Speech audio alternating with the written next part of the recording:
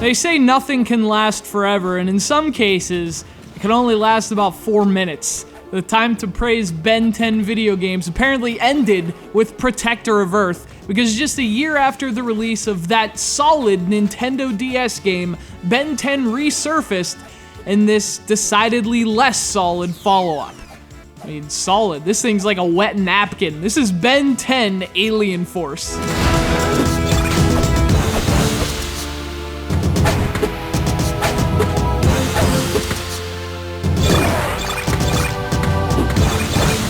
If you saw our video review of Ben 10 Protector of Earth, you're probably just as surprised as I was by the fact that that game did not suck. In fact, that game is actually quite good. For a kid's game based on a cartoon property, it doesn't get much better than Protector of Earth. So when a sequel was released a year later, you'd be somewhat justified in looking forward to that game.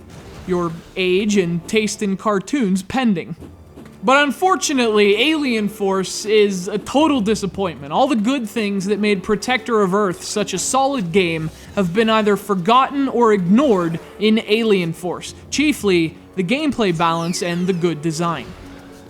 Like its predecessor, Ben 10 Alien Force is an action platformer, but unlike its predecessor, it doesn't lessen the tedium inherent within the genre. Alien Force is a collection of boring levels with scarce connection to the character's basic gimmick. Where the design of the first game forced you to use all of Ben 10's alien forms, the shape-shifting actually feels tacked onto this game. Now, you can still switch between alien forms, but it's never a focused element of the game's design.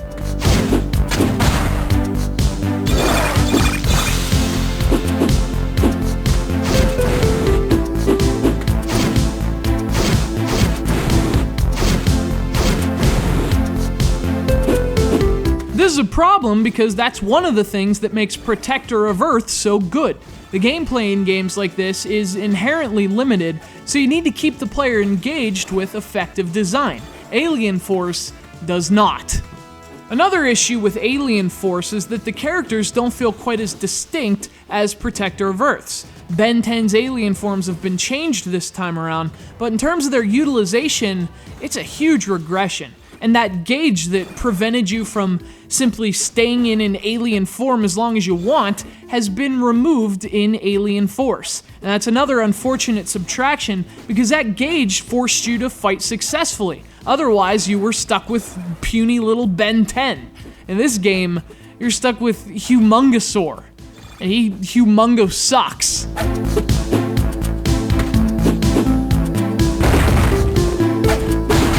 So without good design and well-utilized alien forms, the generic gameplay is left to stand alone. And that's not good news for Alien Force. I mean, there is this added minigame, but I gotta tell you, I don't even know what this is. And considering how boring the rest of the game is, I didn't even care.